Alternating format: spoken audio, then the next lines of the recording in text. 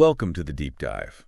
Today we're navigating a truly challenging and profoundly complex situation, the humanitarian crisis unfolding in Gaza. We've gathered a substantial stack of recent sources, academic analyses, UN reports, news investigations, all aimed at helping us understand the many issues around food security and aid delivery there. And that's exactly the plan. Our mission today is really to unpack the crucial insights from these materials. We want to give you a clearer sense of the dire reality on the ground, the different efforts to provide relief, and also the deep-seated controversies that seem to surround these operations. Right. We'll look at everything from, stark malnutrition stats to the intricate politics of international aid, hopefully connecting the dots on something that can often feel pretty overwhelming. It is a heavy topic, no doubt. But our goal is for you to come away with a much clearer picture of what's actually happening and, crucially, why it matters. So let's dive in. Let's maybe start with the human impact. Because according to our sources, it's truly heartbreaking. They paint a really stark picture of food insecurity.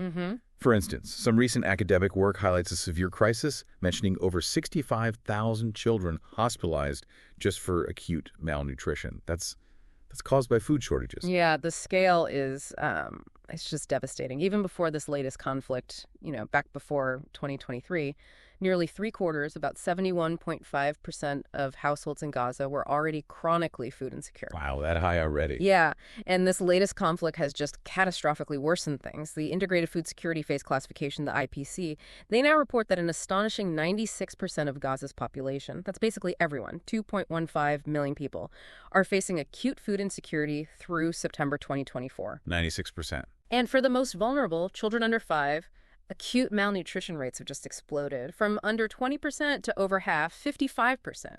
It's a truly alarming jump. Those numbers are just grim. It makes you think about the ripple effects, right? Yeah. Beyond just hunger, what else are the sources telling us about the daily reality for people there? Well, it means suffering on multiple fronts. It's not just about calories. Sure. There are severe micronutrient deficiencies, especially hitting pregnant women and children hard. Okay. This dramatically increases their susceptibility to disease risks during childbirth. And it's not only physical, the psychological trauma. War, displacement, constant fear. It disrupts eating, disrupts caregiving, makes nutritional recovery incredibly difficult. Yeah, I can imagine. And then to make matters even worse, over 95% of Gaza's water isn't safe to drink. So you have widespread waterborne diseases, which in turn impair nutrient absorption. It's a vicious cycle. Right, just compounding the problem. So we see the immediate suffering clearly. But to really grasp the crisis, we need to understand its roots. What do the sources point to as the fundamental causes, beyond just the fighting we see? The analyses consistently point to these deeply entrenched structural problems, some man-made, some systemic. Go ahead. The principal causes cited are, yes, the ongoing conflict, but also the long-standing economic blockade that severely limited Gaza's ability to import essentials, food, fuel, medical gear, agricultural stuff, really since 2007. Yeah, for years now. Exactly. And repeated military escalations have just hammered the infrastructure, tanked the economy, and drastically cut household purchasing power. People just can't afford what little might be available. Okay, that context is crucial. Now, the word famine, it gets thrown around a lot in the news regarding Gaza. But our sources suggest there's actually quite a bit of debate about whether that specific classification fits. How do different reports see this? Yeah, this is a really key point where reports offer nuanced and sometimes conflicting views. According to the official IPC definition, declaring a famine. It's a very high bar, and intentionally so. How so? You need specific thresholds met. At least 20% of the population has to be in what they call Phase 5 catastrophe, which is the worst level. About 1 in 3 children need to be acutely malnourished, and you need specific death rates from starvation or related diseases. Okay, so it's a technical definition. And what have the IPC's own assessments actually shown? Well, our sources, including a detailed analysis by Stephen Devereaux we looked at, they track these IPC assessments. The second one, back in March 2024, it projected that famine was, quote, likely and imminent between mid-March and May. But that was contingent on fighting continuing and access staying restricted. Right. Imminent but conditional. Exactly. Then, however, the third assessment in June 2024, it sort of shifted its tone. It was less alarmist. It stated, quote, the available evidence does not indicate that famine is occurring. And notably, it said the number of people facing that catastrophic level, Phase 5, had actually fallen. That's interesting. Quite a shift from imminent. But then, like you said, conflicting views. I've definitely seen reports, particularly from UN officials, insisting famine had taken hold. How do the sources present that apparent contradiction? You're right, there's a strong counter-narrative. In July 2024, 11 UN experts, including the Special Rapporteur on the Right to Food, they put out a statement saying unequivocally that famine had taken hold. Good. Their reasoning was, quote, when the first child dies from malnutrition and dehydration, it becomes irrefutable that famine has taken hold, which is a powerful statement. Very powerful, yeah. But Devereaux, the author of that analysis paper, he points out that while deeply emotive and obviously tragic, a single starvation death doesn't meet the technical IPC definition of famine. So you have this clash between the technical threshold and maybe a moral or experiential one. This whole debate, this intense focus on the official classification, Yeah. it's clearly not just about words. It spills right into the legal arena, doesn't it? Our sources show international courts are involved. What's happening there? Absolutely. It's a critical connection. The International Criminal Court, the ICC, in May 2024, they applied for arrest warrants for Israeli Prime Minister Netanyahu and Defense Minister Gallant. Right. And the very first charge listed was starvation of civilians as a method of warfare. Wow. And that came after an earlier ruling, December 2023, by the International Court of Justice, the ICJ. They stated that famine is setting in and explicitly ordered Israel to ensure unhindered provision of humanitarian aid. So these legal actions really underscore how gravely the international community views the situation. So, okay, aid is absolutely vital. We see the need, we see the legal pressure. Yeah. But getting it in, distributing it, our sources say it's incredibly difficult. What are the big practical obstacles on the ground? Well, beyond the fighting itself, the sources list widespread damage to infrastructure, severe fuel shortages, and just significant security threats, both for aid workers and for the civilians trying to get aid. We saw one report from the Council on Foreign Relations that even noted UN officials and aid workers themselves fainting from hunger and exhaustion. They just don't have enough food access either. That's incredible. And tragically, it's reported over 1,000 Palestinians have died just trying to access food aid in recent weeks. The distribution itself is dangerous. Which has led to these awful conditions at the distribution sites themselves. Exactly. There was one truly harrowing incident mentioned, July 20th, where nearly 100 civilians were fatally shot while trying to get food from UN convoys. Oh my God. And the Palestinian Red Crescent Society accused the Israeli military of targeting civilians at aid sites. Israel denied this, saying only warning shots were fired to remove threats. But it highlights the chaos and danger. Okay, so amidst all these challenges for the, let's say, traditional UN-led aid efforts, our sources point to something new emerging, the Gaza Humanitarian Foundation, or GHF. What is this initiative? How's it different? Right, the GHF. It's described as a joint American-Israeli program launched in May 2025. Its stated mission is pretty specific: facilitate aid directly to civilians while preventing Hamas from diverting it. Okay, so bypassing Hamas is a key goal. That seems to be the core argument. The American Jewish Committee, AJC, they highlight that GHF works directly with the IDF, the Israeli military, to operate these secure distribution sites. The idea is to sidestep the traditional UN system, which GHF proponents argue has been, let's say, vulnerable to Hamas interference. Interesting. And who's actually running this GHF? Who are the key people involved? Well, initially, Jake Wood, a former U.S. Marine, co-founder of Team Rubicon, he was the executive director. But he stepped down pretty quickly in May 2025. Oh, why? He cited an inability to strictly adhere to humanitarian principles, specifically neutrality and impartiality, given the setup. Since June 2025, Johnny Cree, a former USAID official, he's been the interim director, and American evangelical leader Johnny Moore Jr. was appointed executive chairman. Johnny Moore. Didn't he previously praise? Yeah, sources note he'd previously praised Donald Trump's proposal for the USA to basically take full responsibility for Gaza's future. So there's definitely a political dimension to the leadership. And the funding. Where's the money coming from for this foundation? Well, Reuters reported in June 2025 that the U.S. State Department was looking at sending maybe $500 million from USA to the GHF. $500 million. That's substantial. It is. Then on June 26th, the State Department announced it had approved an initial $30 million.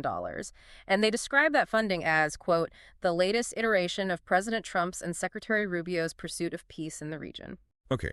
Linking it directly to Trump administration figures. Yes. Although, former Arkansas Governor Mike Huckabee also stated around that time that the GHF wasn't mostly U.S. funded, saying it got contributions from other countries, NGOs, private individuals who apparently requested anonymity. So the full funding picture might be a bit complex. So this new approach, the GHF, aiming for direct aid, secure sites, it hasn't exactly been welcomed with open arms by everyone, has it? What are the main criticisms coming from the established aid community? No, far from it. The criticism has been pretty severe, actually. Doctors Without Borders, for example, described conditions around GHF distributions as, quote, slaughter masquerading as aid. Wow, strong words. Extremely strong. And survivors reportedly called these sites traps or death traps. Amnesty International went further, warning the GHF could even face liability for complicity in war crimes, crimes against humanity, potentially genocide against Palestinians. That is incredibly serious. It is. And many UN agencies and other traditional aid groups, they just refuse to cooperate with the GHF.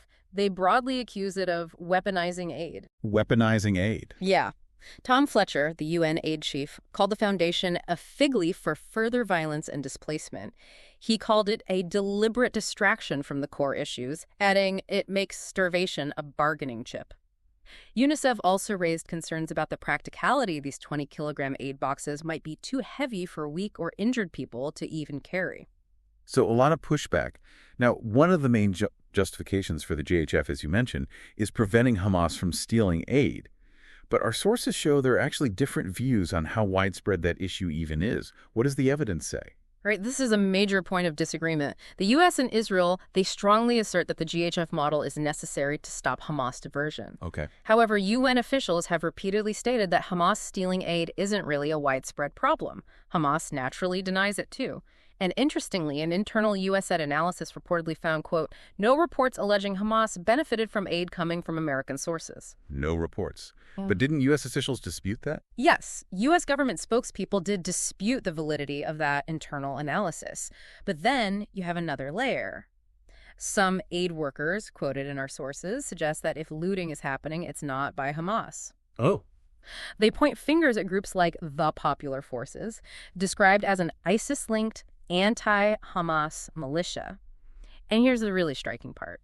These forces are reportedly supported and armed by Israel. Wait, supported by Israel? That's the report, which, if true, obviously profoundly complicates the whole narrative about who's responsible for aid disruption and why a separate channel like GHF is needed. It raises a lot of questions. It really does. And all these different perspectives, these clashing narratives, they highlight just how fractured the political discourse is around this crisis, especially the U.S. Our sources show a huge range of opinions. What's the main takeaway from that? I think the main takeaway is the sheer breadth of the ideological divide. On one side, you have some conservative figures expressing, frankly, extremely aggressive views. Like what? Well, Republican Representative Max Miller, for instance, stated on Fox News that Palestine is about to get eviscerated, to turn that into a parking lot. He argued for no rules of engagement for Israel's bombardment. No rules of engagement. Yeah. And Representative Tim Walberg of Michigan went even further, suggesting using nuclear weapons on Palestinian civilians, quote, like Nagasaki and Hiroshima, to get it over quick. That's shocking rhetoric. It is. And it reflects a segment of opinion arguing for essentially unrestrained military action, sometimes questioning official death tolls from Gaza or dehumanizing the population. Representative Brian Mast reportedly compared all Palestinians to Nazis. Just completely denying civilian status. Pretty much. Now, contrast that. Right. What are the other perspectives? Well, President Trump, back in March 2024, he stated on Fox News his #1 priority in Gaza was getting people fed. Though in the same breath, he suggested barring Gaza residents from the U.S. if reelected and said Israel needed to finish the problem. So maybe a bit mixed there. Then you have a group of 8 Democratic senators, Bernie Sanders, Chris Van Hollen among them, taking a very different tack. They urged President Biden to enforce federal law by requiring Israel to stop restricting aid or risk losing U.S. military assistance, citing the, quote, severe humanitarian catastrophe. So completely different approaches being proposed. Exactly. And what this spectrum shows you is the immense challenge in finding any kind of consensus when you have such polar opposite and sometimes extreme views being voiced so openly. It deeply affects how the crisis is even perceived, let alone how it might be addressed. Looking beyond the immediate crisis then, and all this political debate, what do our sources suggest might be needed for long-term recovery, for building a more resilient Gaza? There's an academic paper, the one in Frontiers, that lays out a pretty comprehensive vision. It focuses on building resilient, localized, community-led food systems. Localized. Things like developing urban agriculture corridors, supporting rooftop gardens, vertical farming, establishing community-owned seed banks and cold storage, practical, ground-up solutions. That sounds sensible. It also emphasizes community-based nutrition education, integrating it into everyday life, and empowering women specifically through small business grants and cooperatives in food production. Those do sound like promising ideas. But are they realistic? What are the major hurdles our sources identify? Yeah, that's the crucial question, isn't it? The paper itself is clear about the considerable barriers. Ongoing political instability, obviously, the blockade, which we discussed, huge coordination issues between different groups, and just the sheer amount of damaged infrastructure. Right. The viability of things like rooftop farming in an environment prone to conflict, it's uncertain, to say the least. And ultimately, while international aid is vital right now, the paper notes it can also create dependency. Sure. So true sustainable progress, they conclude, needs more than just technical fixes and good governance. It really requires the political will from all sides to finally address those deep root causes of Gaza's vulnerability that we talked about earlier. Without that, it's hard to see lasting change. What a dense but really, really important deep dive this has been, from the just the tragic reality of the malnutrition numbers to the incredibly complex, often contradictory efforts to deliver aid.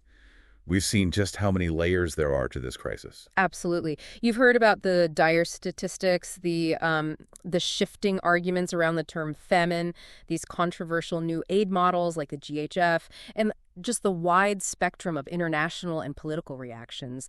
Understanding all these different pieces, the specific details, it does help clarify, I think, a situation that's constantly changing and affecting millions of lives. We certainly hope this deep dive has given you a clearer, maybe more comprehensive understanding of the immense humanitarian challenges in Gaza. It really makes you think, doesn't it, about how different narratives, different political lenses can completely shape how we understand a crisis like this. Thank you for joining us on the deep dive.